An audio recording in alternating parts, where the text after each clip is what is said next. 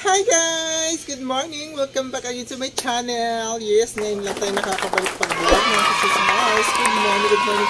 Naata sa atong probinsya La Union, Kabadbaran, Agusan del Norte. Yes, for today's video mga Mars, unang palangan-langan pa, maggulay taog, puso ng saging. Ikaw, may puso ka ba? Charot! Yes, magsalad taog puso ng saging mga Mars. Gamit ang niyog at suka lang. So, abangan, masarap tong ulam mga Mars. God bless, love you! And on we'll go, through the wastelands, through the highways, till my shadow turns to sun rays. And on we'll go, through the wastelands, through the highways, and on.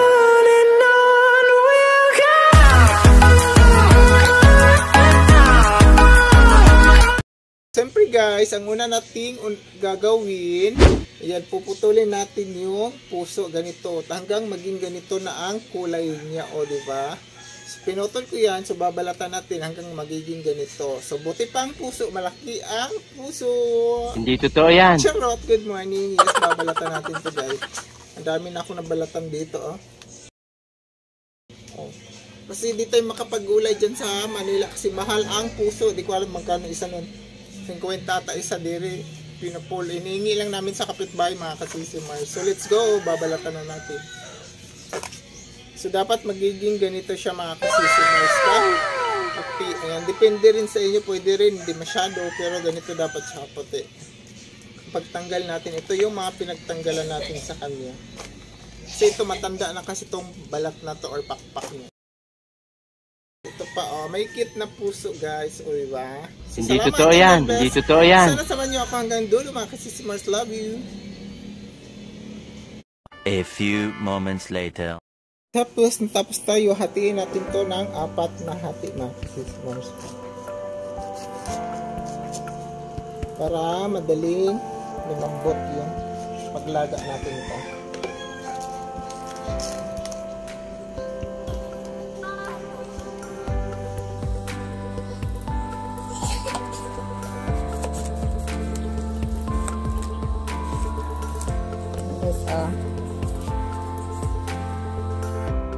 Yes guys, dahil tapos na, di ba nakagawa na tayo ng apoy. Apoy, tapos nandito na yung puso ng saging, may sabaw na yan, tinugasan na natin yan. Hindi ko na pinakita sa inyo para hindi umabang ating video. So yes, ganyan talaga ang kaldero pag nagamit ang ating kahoy or uling. Diba? So abangan natin within 30 minutes siguro lalagayin natin yung puso guys. God bless, salamat! Much later.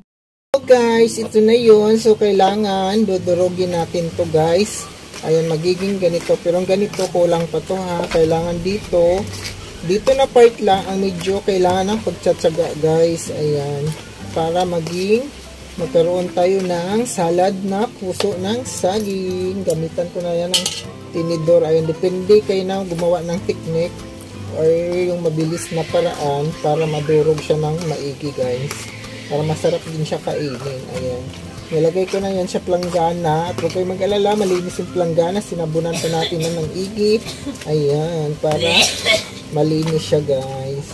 So, madami itong puso ng saging. So, good luck and God bless. Sana masarap ang ating gawa ng puso ng saging. A few moments later. Next guys, ganito na siya. So atong pipigaan or tanggalan natin ng sabaw. Kasi may sabaw yan siya. Kasi ang isasabaw natin dito, yung suka, tsaka yung kakang gata, yung katas ng niyog. Yan, kailangan makapiga yan. So meron na tayong piniga dito mga Mars, oh. Ayan, madami siya. So, kailangan pigang-piga para matanggal yung tubig niya. Ayan, malinis po yung kamay ko. Naghugas tayo. Ayan. Tapos, bilogin nyo. Parang katulad ng jowa na Bilog lang tayo. Wow naman! Charot! Lagi Wow! naman kasi. Wow! Charot-charot lang. Yan na siya guys. Yan. Pigang-piga siya. So, ayan. Ito yung nakuha nating katas na tubig, di ba madami. Sa kaldero yan ha. Ito yung pinaglagaan natin. Malinis din yan. So let's go. Ang next tip natin mga kasisimars, kasi napiga na natin or ito na maganda ng lagayan. So meron tayong luya, sibuyas, bombay or sibuyas dahon. Yes. Tapos ito yung nyog natin, 3 pirasong nyog. Tapos meron sayong 2 suka o 1 baso ata ang katumbas to, isang balot nito guys. Di ko alam 5 pesos ba to dire sa ano, sa laon yun. Ang suka kasi ito yung gagawin nating sabaw lang dito sa ating nyog. Ayan. So bubutasan natin guys. Yung suka pala natin is galing ng coconut ng puno. Ayan. Ito kasi ang lami na suka. Pag mga Silver Swan kasi di siya masyadong matapang kasi ang Silver Swan. Ayan, mas maganda ang suka ng galing sa nyog or tuba ang tawag. Yan guys. Tapos pipigain natin yan o haluin muna para mahalo yung ilagay nating suka. Ayan. Tsaka natin pipigain ulit guys. Mga kasising Mars. O diba, meron na tayo masarap na ulam, puso ng saging o salad. Ayan. So, yan, pipigain na natin. So, yan, kailangan natin pigain ng maigi para lumabas yung katas ng nyog. Ayan.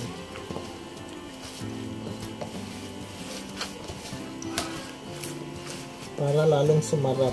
Tulad na kikumot-kumot, kikumot-kumot sa dagkong kamot, charot.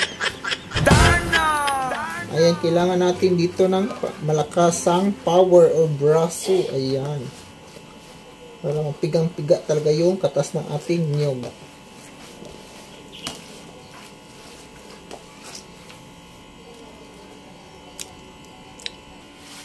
So yun na guys, ito na ang ating gatang na piga. Oh. Squeeze. Tapos titimplahan na natin ito ng asin.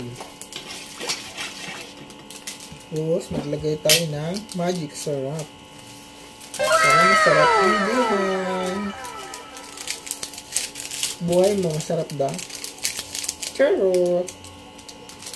And guys, bulbud natin yung magic syrup. Tapos maglagay tayo ng bitchin. Kayo magproblema kasi ang bitchin nakakatulong daw sa ating katawan. Kayo matakot gumamit. Hindi totoo yan. Sabi ni doktor. Basta huwag ka lang mag-consume ng bitchin o 10 ganito sa isang araw. Nakakatulong to pag gumamit tayo ng bitchin. Para matunaw daw yung mga ano natin sa ating katawan. Yan guys, timplahan natin.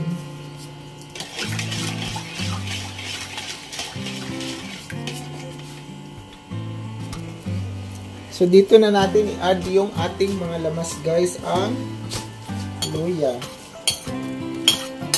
Yes, luya and the sibuyas. Bombay! Mix tapos ang ato sibuyas dahon.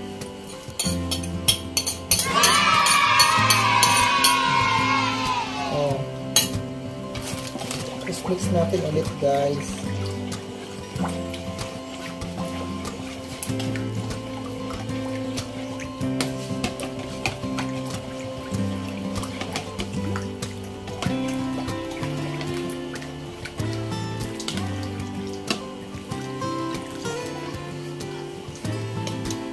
Importante, may kasamang pinaka-secret na ingredient, pagmamahal. Charot! Hindi totoo yan.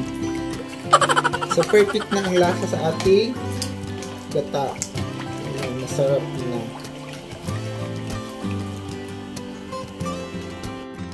So, mix na natin mga kasisimars ang ating dry and whipped ingredients. So, diba?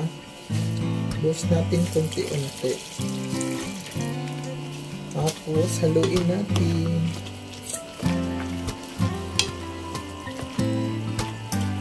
Huwag biglain.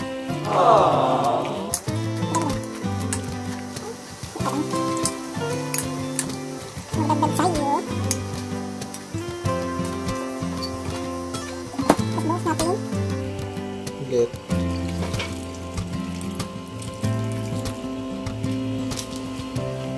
Diba? Masarap na. May masarap ka ng ulam, salad.